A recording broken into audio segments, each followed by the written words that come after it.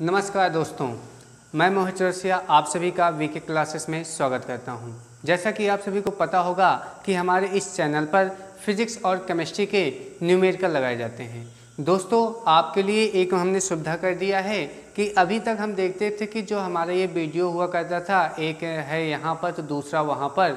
आप सभी के लिए आज एक प्लेलिस्ट बना दी गई है जिसमें आपको सभी अलग अलग कक्षाओं के सभी न्यूमेरिकल एक ही प्लेलिस्ट में आपको मिल जाएंगे, जिससे में आपके चैप्टर वाइज सारे न्यूमेरिकल हैं, क्रमशः आप उसको लगा सकते हैं। तो दोस्तों, आज का जो हमारा टॉपिक होने वाला है उसमें हम लोग आज पढ़ेंगे क्या कि आयन इलेक्ट्रॉन विधि से समीकरण को संतुलित करने का नियम। तो ध्यान दीजिएगा दोस्तों, अगर आप हमारा पिछला वीडियो नहीं देखे हैं जिसमें हमने आपको ये पढ़ाया है कि किसी भी आणविक समीकरण को आयनिक समीकरण में कैसे कन्वर्ट करते हैं, तो लिंक डिस्क्रिप्शन में या आपको प्लेलिस्ट में उपलब्ध है, आप वहां जाकर उस वीडियो को देख सकते हैं। तो दोस्तों, कि जो आज का हमारा टॉपिक होने वाला है इसको आप ध्यान से पढ़िएगा, क्योंकि ये हमारा इसके सेकंड लास्ट वीडियो है ऑक्सीडेशन नंबर का। इसके बाद हम लोग लास्ट वीडियो बनाने के बाद आपके नेक्स्ट चलेंगे, नेक्स्ट चैप्टर आपका जो है न्यूमेरिकल, जिसमें आपको मिलेगा एटॉमिक स्ट्रक्चर। ठीक है दोस्तों, तो आइए यहाँ पे ध्यान देते हैं। कह रहा है कि आयन इलेक्ट्रॉन विधि से समीकरण को संतुलित करने का नियम। तो दोस्तों, जो इसका पहला नियम है वो नियम ये कह रहा है कि यदि समीकरण आणविक रूप में दी गई हो, अगर समीकरण आपके किस में दी गई हो, आणविक रूप में दी गई हो, तब उसे आयनिक समीकरण के रूप में लिख लेते हैं। अच्छा, क्यों लिख लेंगे? क्योंकि नाम में ही कह रहा है आयन इलेक्ट्रॉन विधि से, क्योंकि जब तक आपका आणविक समीकरण आयनिक समीकरण के रूप में कन्वर्ट नहीं होगा तब तक हम लोगों को ये समझ में नहीं आएगा कि भैया वो आणविक समीकरण है तो आयनिक समीकरण में हमको कन्वर्ट करना, तो आयन इलेक्ट्रॉन को हम लगाएंगे कहाँ पर। इसलिए कोई भी आपका समीकरण दिया गया हो तो उसको हम आणविक समीकरण से पहले आयनिक समीकरण में कन्वर्ट करने का प्रयास करेंगे। जैसे आपके सामने हम एक एग्जाम्पल ले लेते हैं। आपके सामने हमने ले लिया कॉपर CO प्लस आपका HNO3 गिव्स आपका बन गया जैसे CuNO3 का होल ट्वाइस, NO3 का होल ट्वाइस प्लस आपका NO प्लस आपका क्या हो गया H2O। तो ध्यान दीजिएगा दोस्तों, जैसा कि हमने आपके सामने एक समीकरण लिया है, ये आपका मॉलिक्यूलर इक्वेशन है, आणविक समीकरण है। कैसा समीकरण है ये आपके सामने? ये है आणविक समीकरण।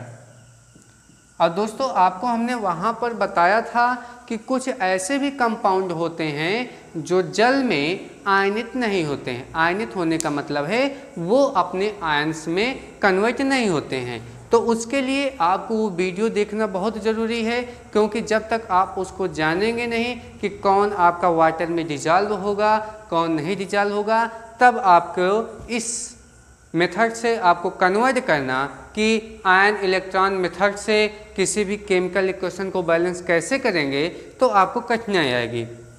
तो ध्यान दीजिएगा, आपका ये कॉपर है। कॉपर तो देखिए यहाँ पे फ्री स्टेट में है, तो जाहिर सी बात है इस पर कोई चार्ज नहीं आने वाला। प्लस HNO3 है। दोस्तों, जब ये आयनाइज होता है तो ये ब्रेक हो जाएगा H पॉजिटिव में और NO3 सिंगल नेगेटिव में, मतलब हाइड्रोजन आयन में कन्वर्ट हो जाएगा और साथ में नाइट्रेट आयन में कन्वर्ट हो जाएगा। अब यहीं पे हम बात करते हैं इसके कॉपर नाइट्रेट की। तो यहाँ पे Cu के ऊपर आपका आ जाएगा डबल पॉजिटिव और साथ में जो आपका NO3 है, NO3 के ऊपर सिंगल नेगेटिव हो जाएगा। NO3 की कुल संख्या कितनी है, तो यहाँ पे लिखेंगे 2NO3। ध्यान दीजिएगा, जो आपका NO है ये आपका आयनाइज नहीं होता है और ना ही आपका वाटर क्या होता है, आयनाइज होता है। ये आयन में कन्वर्ट नहीं होगा। तो दोस्तों, जो आपका आणविक समीकरण दिया गया था वो आपका किस में कन्वर्ट हो गया है, आयनिक समीकरण में कन्वर्ट हो गया है।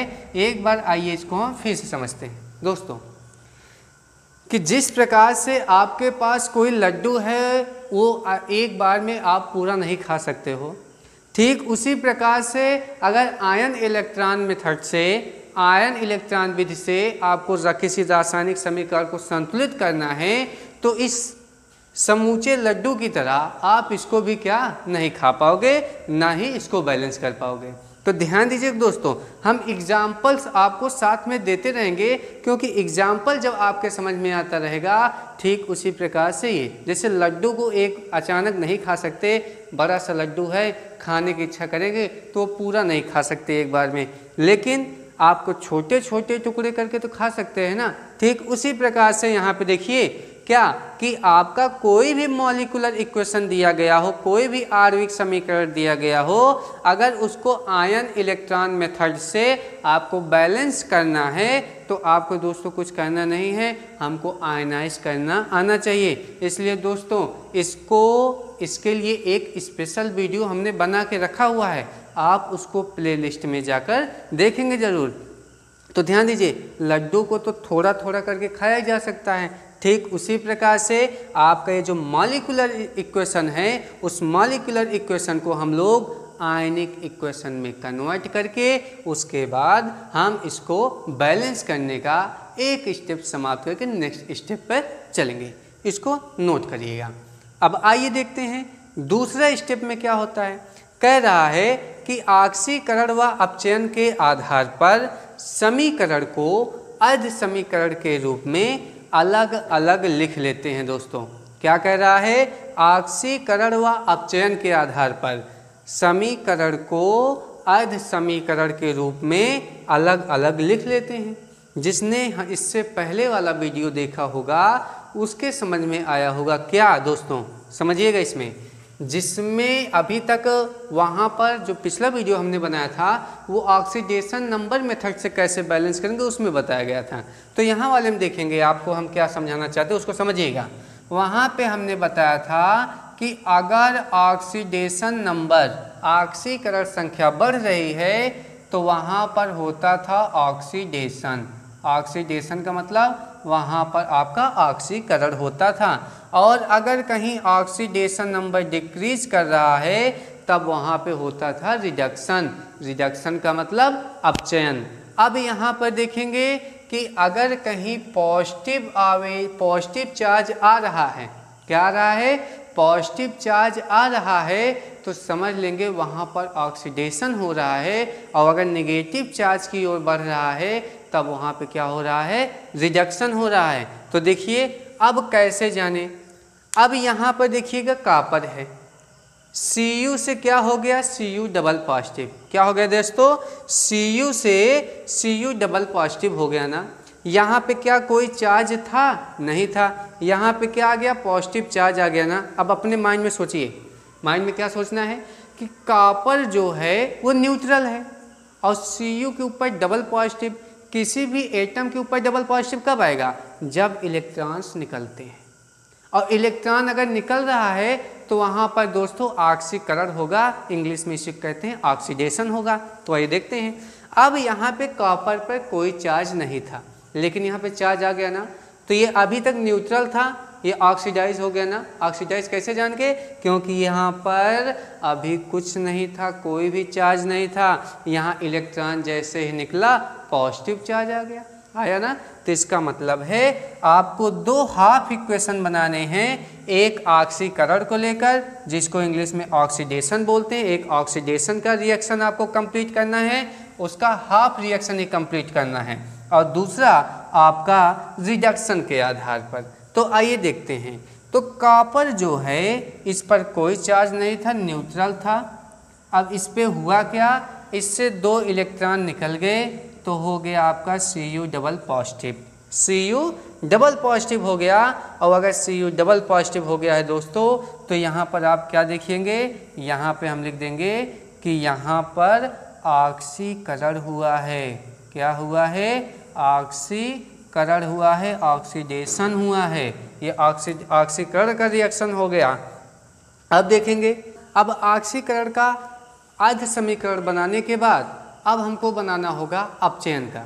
अब ध्यान दीजिए दोस्तों, इन केस मान लीजिए हमको ये नहीं पता, आपको या हमको नहीं पता चल पा रहा है कि सर कोई भी आयनिक समीकरण दिया गया है तो हम कैसे जानें कि कहाँ पर उसमें ऑक्सीडेशन हो रहा है, कहाँ पर रिडक्शन हो रहा है, मतलब कहाँ पर ऑक्सीकरण हो रहा है, कहाँ पर अपचयन हो रहा है। तो दोस्तों आपको डरने की आवश्यकता नहीं है, आपके लिए हमने ऑक्सीकरण संख्या को निकालना सिखाया है। आप ऑक्सीकरण संख्या निकाल लीजिए और आप देखेंगे कि जहाँ पर ऑक्सीकरण संख्या का मान बढ़ेगा वहाँ पर हो रहा होगा आपका क्या, वहाँ पर होगा अपचयन, वहाँ पर होगा ऑक्सीडेशन।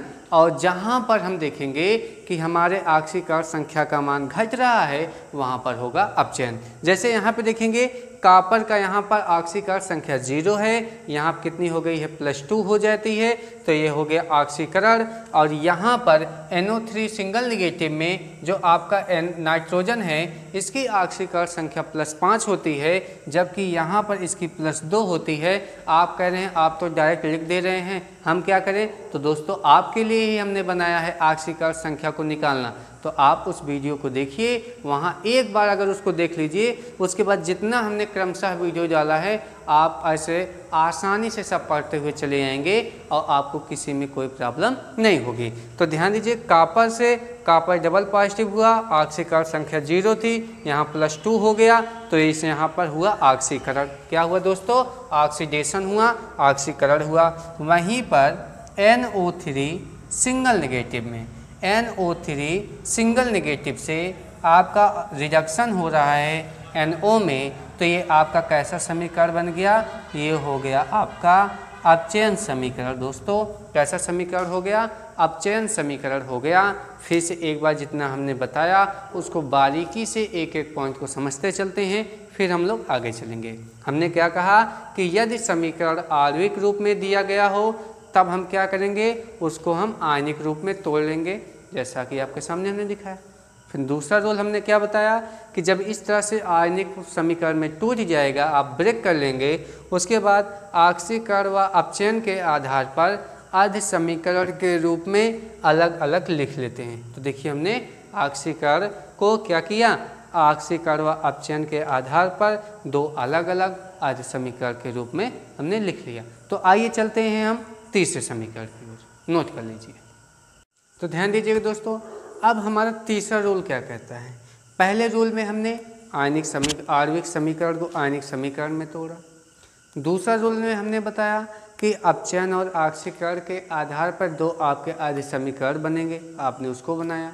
जो आपको ये समीकरण मिले थे, ये था आपका ऑक्सीकरण वाला, ये था अपचयन वाला, ठीक है। अब हमारा जो तीसरा रूल कहता है वो कहता है कि अर्ध समीकरण में ऑक्सीजन व हाइड्रोजन के अतिरिक्त, मतलब दोस्तों कि अब जो अर्ध समीकरण हमको ये प्राप्त हुए हैं इसमें ऑक्सीजन को अभी भूल जाना है कुछ समय के लिए, और कुछ समय के लिए हाइड्रोजन को। ऑक्सीजन व हाइड्रोजन के अतिरिक्त आपके जितने भी यहाँ पे परमाणु हैं उनको आप उचित गुणांक के द्वारा, मतलब आपका एक एग्जैक्ट आपका कोई वैल्यू हो जिससे आप मल्टीप्लाई कर दें, जिससे क्या हो जाए, दोनों ओर आपके बैलेंस हो जाए। तो जैसे हम लिखते हैं, हमने क्या लिखा, एग्जाम्पल के अकॉर्डिंग ले लेते हैं।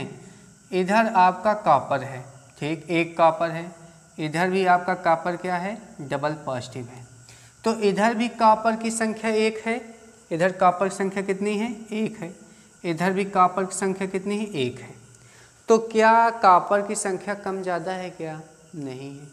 तो जब दोनों आपस में बराबर हैं, दोनों साइड कॉपर की संख्या बराबर है, ऑक्सीजन और हाइड्रोजन है ही नहीं, उसकी बात हमको करना नहीं है, तो इधर किसी भी संख्या का हम लोग मल्टीप्लाई नहीं करते। जैसे मान लीजिए इन केस आपका ऐसा होता कि Na2CO3 गिब्स, इधर दिया गया है NaHCO3, तो ध्यान दीजिए इधर सोडियम की संख्या कितनी है, 2 है, इधर सोडियम की संख्या कितनी, 1 है, तो हमको क्या करना पड़ता दोस्तों, 2 का मल्टीप्लाई करना पड़ता कि नहीं, क्योंकि इधर सोडियम की संख्या 2 थी, इधर कितनी थी, 1 थी, तो हमको 2 से मल्टीप्लाई करके उसकी संख्या को 2 करना होता। लेकिन यहाँ पर ऐसा नहीं है, तो इसलिए यहाँ पर हमसे इससे कोई लेना देना नहीं।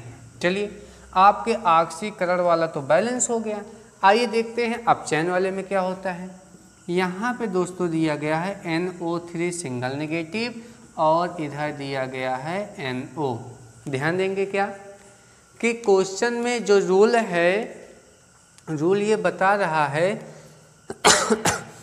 कि अर्ध समीकरण में ऑक्सीजन व हाइड्रोजन के अतिरिक्त, मतलब आपको ऑक्सीजन और हाइड्रोजन से कोई मतलब नहीं रखना है, इसके अलावा जो भी रहें उनको ही बैलेंस करना है।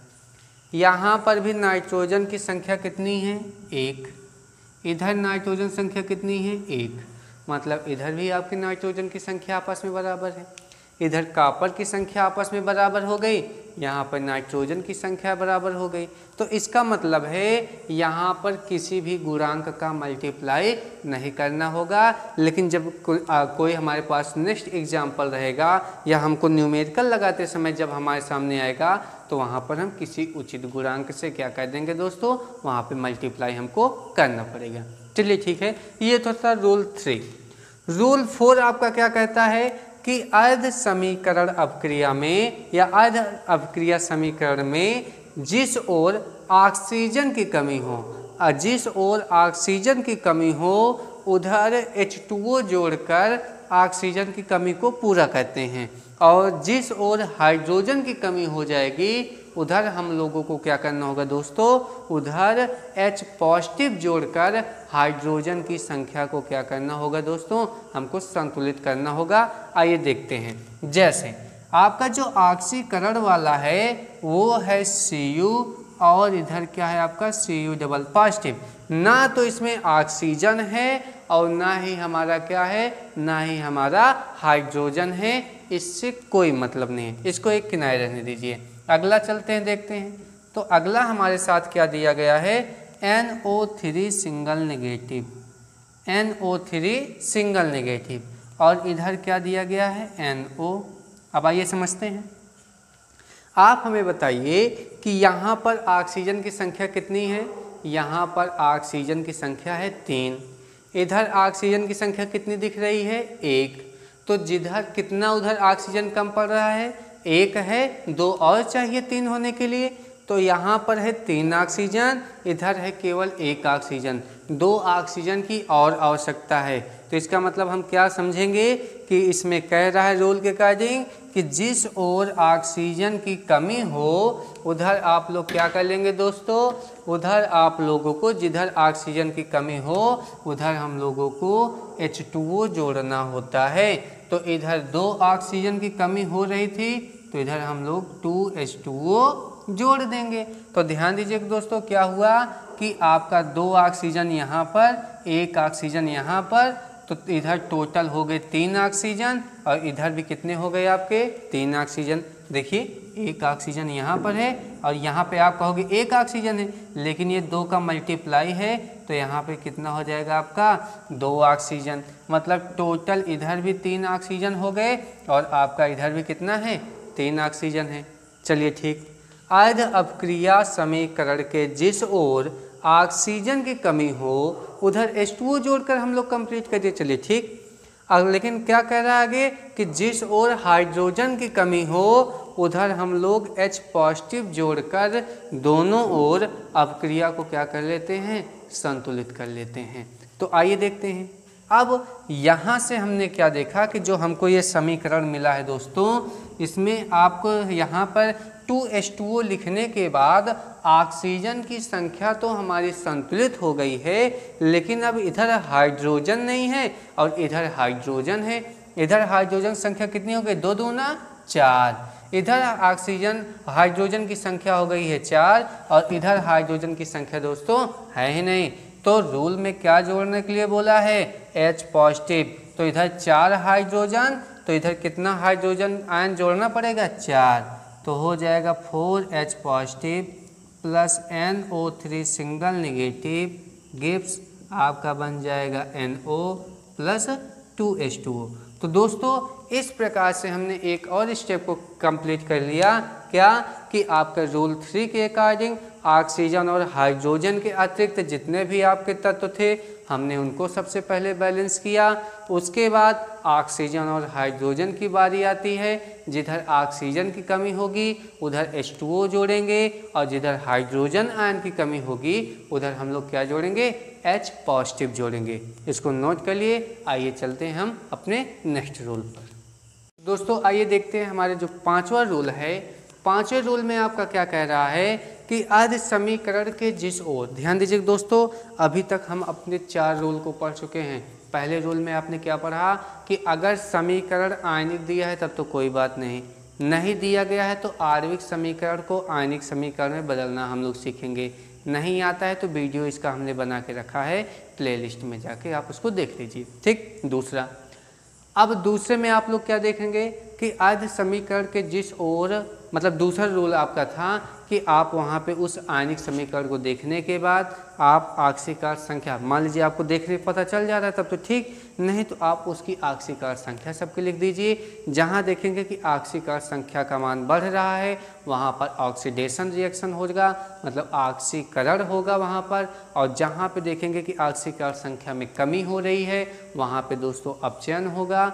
उसके बाद तीसरा रूल हमने आपको क्या बताया था कि वो सब हो जाने के बाद ऑक्सीजन और हाइड्रोजन को छोड़कर शेष जितने भी तत्व हों उनको उचित गुणांकों के द्वारा आपका एग्जैक्ट या एब्सोल्यूट किसी एक ऐसे नंबर से आप मल्टीप्लाई कर दीजिए जिससे दोनों ओर, दोनों साइड आपके क्या हो जाएं, दोनों साइड आपके जो अनदर आपके एलिमेंट हैं ऑक्सीजन और हाइड्रोजन के अतिरिक्त वो आपके बैलेंस हो जाएं। उसके बाद चौथे रूल में हमने आपको क्या बताया कि चौथे रूल में आपको हमने बताया कि ऑक्सीजन की कमी जिधर होगी उधर H2O जोड़ेंगे और जिधर हाइड्रोजन की कमी होगी उधर H पॉजिटिव जोड़ते हैं। तो आइए उसके आगे चलते हैं। उसके आगे जब आयन इलेक्ट्रॉन मेथड से हमको करना होता है तो अर्ध समीकरण के जिस ओर ऋण आवेश की कमी हो उधर इलेक्ट्रॉन जोड़कर दोनों ओर आवेश को हम लोग क्या कहते हैं, बराबर करते हैं। जैसे आपको क्या मिला था, आपको मिला था Cu और इधर क्या था Cu डबल पॉजिटिव। इधर देखो तत्वों की भी संख्या बराबर है लेकिन आवेश बराबर नहीं है। इधर एक भी पॉजिटिव नहीं है कि है पॉजिटिव, नहीं है, लेकिन यहाँ पर है डबल पॉजिटिव। अब ऐसा हम कुछ कर दें कि ये पॉजिटिव या तो हट जाए या तो दोनों ओर पॉजिटिव हो जाए। और पॉजिटिव को हमको जोड़ना नहीं है, जोड़ क्या सकते हैं, केवल इलेक्ट्रॉन। तो ध्यान देते हैं क्या करेंगे भैया, इस पे तो हम पॉजिटिव ला नहीं सकते लेकिन जो पॉजिटिव है उसको हम न्यूट्रल करने का प्रयास कर सकते हैं। तो कितना पॉजिटिव, डबल। तो इसी में हम क्या कर देंगे, 2 इलेक्ट्रॉन आपका ऐड कर दिए। और जैसे ही 2 इलेक्ट्रॉन हमने ऐड कर दिया दोनों साइड आपका ये क्या हो गया, बैलेंस हो गया। ये तो हो गया इधर। अभी एक और आपको मिला था, बैलेंस करते समय आपको 4th स्टेप में मिला था कि 4H positive plus NO3 single minus gives आपका NO प्लस आपका 2H2O। यहाँ पर हमने क्या किया था, अपना चौथा रूल लगाया था, जिधर ऑक्सीजन कम था उधर H2O जोड़े थे और जिधर हाइड्रोजन कम था उधर H पॉजिटिव जोड़े थे। तो दोस्तों अब एक क्वेश्चन यहाँ पे आता है, क्वेश्चन क्या मतलब रूल को अप्लाई करना है। रूल ये कह रहा है कि अर्ध समीकरण के जिस ओर आवेश की कमी हो उधर इलेक्ट्रॉन जोड़ते हैं। आइए देखते हैं यहाँ पर, इधर NO3 सिंगल नेगेटिव है क्या है, NO3 सिंगल नेगेटिव है और साथ में 4H पॉजिटिव है, मतलब 4 पॉजिटिव है 1 सिंगल नेगेटिव है, मतलब टोटल इधर कितना पॉजिटिव हुआ, ट्रिपल पॉजिटिव हुआ, क्योंकि 4 पॉजिटिव ये हो गया और यहाँ पे NO3 के ऊपर सिंगल नेगेटिव है ना, तो ये सिंगल नेगेटिव और इधर ये 4 पॉजिटिव। तो 4 पॉजिटिव से जब सिंगल नेगेटिव हटेगा तो बचेगा 3 पॉजिटिव। इधर क्या कोई पॉजिटिव नेगेटिव है क्या, नहीं, पॉजिटिव को तो लाया नहीं जा सकता क्योंकि इलेक्ट्रॉन को ही जोड़ना है। तो एक काम कर रहे हैं, 4 पॉजिटिव है तो इसमें 3 इलेक्ट्रॉन ऐड कर देते हैं। 3 इलेक्ट्रॉन मतलब 3 नेगेटिव और ये 4 नेगेटिव हो गया, ये 4 पॉजिटिव हो गया। 4 पॉजिटिव से 4 नेगेटिव कैंसिल, मतलब बोथ साइड आपके जो आयन हैं, जो आपका चार्ज है, आवेश है, वो दोनों साइड क्या हो गया दोस्तों, बराबर हो गया। ये था हमारा 5वां रूल। आइए छठे रूल में क्या कह रहा है कि यदि अपक्रिया क्षारीय माध्यम में होती है। दोस्तों मैक्सिमम हमने देखा है या आप आगे देखेंगे जब हम रिएक्शन कराएंगे कि जहाँ पर रहता है क्षारीय माध्यम में वहाँ पर आप लोग इसलिए परेशान हो जाते हैं कि क्षारीय माध्यम बोल दिया है। अब कैसे जाने ये क्षारीय माध्यम में हो रहा है या अम्लीय माध्यम में हो रहा है, ठीक है। तो दोस्तों इस टाइप के जब क्वेश्चन आते हैं बैलेंस करने के लिए तो मैक्सिमम ये देखा गया है वहाँ पर क्वेश्चन में दिया रहता है कि यह अपक्रिया क्षारीय माध्यम में हो रही है। और कुछ सिलेक्टेड हैं आपके हमारे पास क्वेश्चंस, उसको हम जब आपको कराएंगे तो क्षारीय माध्यम का स्पेशल आपको अलग से करा देंगे, आप लोग टेंशन न लीजिए। आइए देखते हैं। तो यहाँ पे कह रहा है कि यदि अपक्रिया क्षारीय माध्यम में होती है तो अर्ध समीकरण के दोनों ओर इतने हाइड्रोक्साइड आयन OH नेगेटिव जोड़ते हैं जिससे वहाँ उपस्थित H पॉजिटिव से छुटकारा मिल जाए। जैसे मान लीजिए यही आपका रिएक्शन है, तो यहाँ पे कितना H पॉजिटिव है, 4H पॉजिटिव है ना। तो अगर हमको यही अपक्रिया क्षारीय माध्यम में होती तो हम क्या कहते, 4H पॉजिटिव है तो यही 4H पॉजिटिव जगह, चलो इसको एक बार लिख के चेक कर लेते हैं। आपका 3 इलेक्ट्रॉन है प्लस आपका 4H पॉजिटिव दिया गया है और साथ में NO3 सिंगल नेगेटिव दिया गया है। गिब्स आपका हो गया NO प्लस आपका 2H2O। तो ध्यान दीजिए दोस्तों, हमने आपको क्या कहा, अगर यही जो अभी हम रिएक्शन लेके चले आ रहे हैं पहले रूल से, अगर यही क्षारीय माध्यम में होता तो इसमें जो ये H पॉजिटिव है, इस H पॉजिटिव को हटाने के लिए हम इतनी संख्या में OH नेगेटिव जोड़ते जिससे इस H पॉजिटिव से छुटकारा मिल जाए। अच्छा सर, आप काहे हाथ धो के पीछे पड़े हैं, काहे हाथ धो के पीछे पड़े हैं कि इससे छुटकारा मिल जाए H पॉजिटिव से? भैया इसलिए छुटकारा मिल जाए क्योंकि H पॉजिटिव OH नेगेटिव से मिलकर H2O बना लेता है, जल बना लेगा कि जब दोनों साइड जल के अणु मिल जाएंगे तो कुछ तो कैंसिल आउट हो जाएंगे, इसलिए हम लगे हुए। ठीक है, आइए देखते हैं। तो हमने क्या कहा कि 4H पॉजिटिव है तो इससे छुटकारा पाने के लिए 4OH नेगेटिव हमको दोनों साइड जोड़ना पड़ेगा। ठीक है ना, आइए देखते हैं जोड़कर क्या होता है। NO प्लस 2H2O प्लस यहाँ पे 4OH नेगेटिव। अब ध्यान दीजिए, 4H पॉजिटिव 4OH नेगेटिव आपस में मिलकर क्या बना देंगे, आपस में बना देंगे दोस्तों 4H2O plus NO3 single negative gives आपका क्या बन गया, NO plus 2H2O plus 4OH negative. आप देखा दोस्तों कि यहाँ पे 4H2O था, 4H2O हो गया ना। कैसे हुआ, जब 4OH नेगेटिव 4H पॉजिटिव से जुड़ा तो यहाँ पर आपका 4H2O बन गया। और जो आपका टोटल हुआ, ध्यान दीजिए 2H2O इधर भी है 4H2O इधर भी है, तो 2H2O इससे माइनस होने के बाद यहाँ पर केवल 2H2O ही बचेगा। तो आपका आ जाएगा 3 इलेक्ट्रॉन प्लस 2H2O और प्लस में आपका क्या हो जाएगा दोस्तों, NO3 सिंगल नेगेटिव गिव्स आपका क्या हो जाएगा दोस्तों, NO प्लस आपका 4OH नेगेटिव। तो इस प्रकार से आपने क्या देखा दोस्तों कि अगर देखो ये कंडीशन आपको तभी लगानी है, ये आपको हमने समझाने के लिए करा दिया है, बाकी क्वेश्चन में बोला नहीं है। क्योंकि जब क्वेश्चन हम आपको कराएंगे तो वहाँ पे वो बोलेगा कि क्षारीय माध्यम में अपक्रिया हो रही है, तो ठीक जैसे अभी हमने आपको समझाने के लिए एक एग्जाम्पल लिया है, ठीक इसी प्रकार से आप क्या करेंगे कि उस अपक्रिया में OH नेगेटिव दोनों साइड जोड़ देंगे और जोड़ने के बाद आप क्या करेंगे, जो H पॉजिटिव है उसको H2O में कन्वर्ट कर देंगे। नोट कर लीजिए। इसके बाद हम चलेंगे अपने नेक्स्ट रूल। तो नेक्स्ट आइए चलते हैं। हमारा जो अगला रूल है वो दोस्तों कह रहा है कि ऐसे आंशिक समीकरणों में, मतलब जब हम ऐसे स्टेप वाइज करते चले आएंगे तो लास्ट में हमको देखना क्या रहता है कि हमारे हाइड्रोजन भी बैलेंस हो गए, ऑक्सीजन भी बैलेंस हो गए, उसके बाद इलेक्ट्रॉनों की संख्या भी बैलेंस हो गई है दोनों साइड। तब आप हमको आगे क्या करना रहेगा, कह रहा है कि ऐसे आंशिक समीकरणों में इलेक्ट्रॉन की संख्या बराबर करने के लिए आवश्यक संख्या से गुणा करते हैं और दोनों आंशिक समीकरणों को जोड़ देते हैं।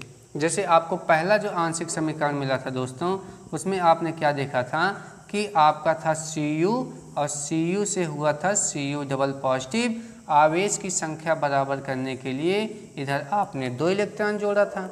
उसके बाद हमने आपको क्या बताया, उसके बाद आपने देखा था कि था NO3 सिंगल नेगेटिव और NO3 सिंगल नेगेटिव से आपका क्या हुआ था, NO हुआ था। इधर इलेक्ट्रॉनों की संख्या ध्यान दीजिएगा, इधर आपने H2O को 4H पॉजिटिव किया था, इधर आपका 2H2O जोड़ा गया था और इधर आपने 3 इलेक्ट्रॉन जोड़ा था। यहाँ तक आपको हमने बताया था। तो यहाँ पर आप लोगों को दोस्तों ये समीकरण, ये जो आपका रूल कह रहा है वो कहना क्या चाहता है कि ऐसे आंशिक समीकरणों में इलेक्ट्रॉन की संख्या बराबर करने के लिए, जैसे आपके ये दोनों समीकरण हैं, दोनों में इलेक्ट्रॉनों की संख्या को बराबर करने के लिए उचित संख्या से गुणा करते हैं। जैसे यहाँ पे 3 है, यहाँ पे 2 है, दोनों में इलेक्ट्रॉनों की संख्या अगर बराबर करनी है तो हमको क्या करना होगा दोस्तों, हमको कुछ अलग से नहीं करना है, हमको एक काम में करना है कि दोनों में इलेक्ट्रॉनों की संख्या को बराबर करना है। तो हम ऐसे किस संख्या से गुणा कर दें कि यहाँ पे जो इलेक्ट्रॉन की संख्या है वही यहाँ पर आ जाए। तो ध्यान दीजिए, अगर 3 का मल्टीप्लाई 2 में और 2 का मल्टीप्लाई 3 में कर दें तो हो जाएगा बैलेंस। तो क्या करेंगे, इस पूरे आंशिक समीकरण में, इस पूरे आंशिक समीकरण में 3 से, इस पूरे आंशिक समीकरण में 2 से आप मल्टीप्लाई करिए और मल्टीप्लाई करने के बाद जो आए उन दोनों इक्वेशन को ऐड कर लें। आइए चेक करते हैं। जैसे जब मल्टीप्लाई आप करोगे तो ये आ जाएगा 3Cu गिव्स आपका आ जाएगा 3Cu डबल पॉजिटिव प्लस आपका 6 इलेक्ट्रॉन, और जब आप 2 से मल्टीप्लाई करेंगे तो आपका हो जाएगा 6 electron plus 8H positive plus 2NO3 single negative gives आपका क्या हो जाएगा 2NO प्लस आपका 4H2O। ध्यान दीजिए दोस्तों। आइए अब इसको क्या कह रहा है कि आंशिक समीकरणों को आपस में ऐड कर लेंगे। तो ये आपका आ जाएगा 3Cu प्लस आपका 8H positive plus 2NO3 single minus plus आपका ये 6 इलेक्ट्रॉन था, और प्लस इधर आपका क्या आ जाएगा 3Cu double positive plus 2NO plus आपका 4H2O प्लस आपका 6 इलेक्ट्रॉन, 6 इलेक्ट्रॉन उधर भी है, 6 इलेक्ट्रॉन इधर भी है, ये आपस में क्या हो जाएगा दोस्तों, कैंसिल हो जाएगा। अब ध्यान दीजिएगा, ये आपको मिला क्या 3Cu plus 8H positive plus आपका 2NO3 single negative gives 3Cu double positive plus 2NO plus 4H2O। अब लास्ट स्टेप यही कहता है कि जो प्राप्त समीकरण में जो आपको समीकरण प्राप्त हो उसमें यह जांच कर लेते हैं कि समीकरण के बाईं ओर और दाईं ओर क्या तत्वों की संख्या बराबर है, अगर और उसके साथ साथ विद्युत आवेश बराबर है कि नहीं बराबर है। आइए चेक करते हैं। जैसे यहाँ पर आप देखिए 8 पॉजिटिव है और 2 निगेटिव है, तो 8 पॉजिटिव में से 2 निगेटिव जाएगा तो कितना आया, 6 पॉजिटिव आया, 6 पॉजिटिव आया। उधर चेक करते हैं, कॉपर पर होता है डबल पॉजिटिव और 3 से क्या है मल्टीप्लाई, 3 2 जा 6 पॉजिटिव, उधर भी है, बराबर हो गया। इधर 3 कॉपर है, ठीक, इधर भी 3 कॉपर है, ठीक। इधर आपका 8 हाइड्रोजन है, इधर भी 4 2 जा 8 हाइड्रोजन है, ठीक। इधर आपका 2 नाइट्रोजन है, इधर भी 2 नाइट्रोजन है। इधर 2 3 जा 6 ऑक्सीजन है, यहाँ पे 2 यहाँ पर है और 4 यहाँ पर, 6 ऑक्सीजन यहाँ पर है। मतलब दोस्तों कि ये जो आपका प्राप्त समीकरण है यही हमारा क्या हो जाएगा, यही हो जाएगा उस आंशिक समीकरण का, मतलब उस आपके आयनिक समीकरण का संतुलित आपका रासायनिक समीकरण। तो दोस्तों आपको इस बात की खुशी होनी चाहिए कि इसके बाद हम लोग ऑक्सीडेशन के सबसे लास्ट वीडियो पर होंगे, जिसमें आयनिक समीकरण आयन इलेक्ट्रॉन विधि द्वारा आपको हम संतुलित करना सिखाएंगे। इसको आप नोट कर लीजिएगा, उसके बाद नोट कर लीजिए पहले। तो ध्यान दीजिएगा, अब इसके बाद हम लोग ऑक्सीकरण आयन इलेक्ट्रॉन विधि से आपके लगभग 10 न्यूमेरिकल को सॉल्व करेंगे, जितने मतलब ऐसे न्यूमेरिकल जो और सभी से कॉमन होने का मतलब कि आपको जैसे हार्ड कि हम पहले ये चेक किए हैं, हमारे पास तो सारा कलेक्शन है ही कि हम आपके अकॉर्डिंग, जैसे एक न्यूमेरिकल बताने के बाद उस पर भाई हाँ इस टाइप के आपके न्यूमेरिकल इस 5 प्रकार के इस प्रकार, ठीक है। तो एक बताने के बाद 5 आप उसको कर लीजिए। फिर उसी टाइप एक अम्लीय माध्यम का हम बता दें कि अम्लीय माध्यम में आप कैसे करेंगे। फिर एक क्षारीय माध्यम में बता दें, एक वैसे 2-3 बताएंगे, मतलब आपके टोटल 10 बताएंगे जिसमें सारे टाइप का रहेगा। आप उसको बस मन लगा के समझिएगा और उसके बाद आपको इस ऑक्सीडेशन नंबर में कोई प्रॉब्लम नहीं आने वाली है। हम इस ऑक्सीडेशन के लिए एक प्लेलिस्ट का निर्माण कर चुके हैं। उस प्लेलिस्ट में जितने भी ऑक्सीडेशन के वीडियोस हैं सारे उसमें इंक्लूड कर दिया गया है। दोस्तों आप इस वीडियो को ज़्यादा से ज़्यादा शेयर करें अपने दोस्तों के साथ, ठीक है, और आप ज़्यादा से ज़्यादा चैनल को सब्सक्राइब करें ताकि ये उन सभी बच्चों के पास पहुंच जाए जिसको इसकी आवश्यकता है। तो दोस्तों आज के लिए बस इतना है। Best of luck.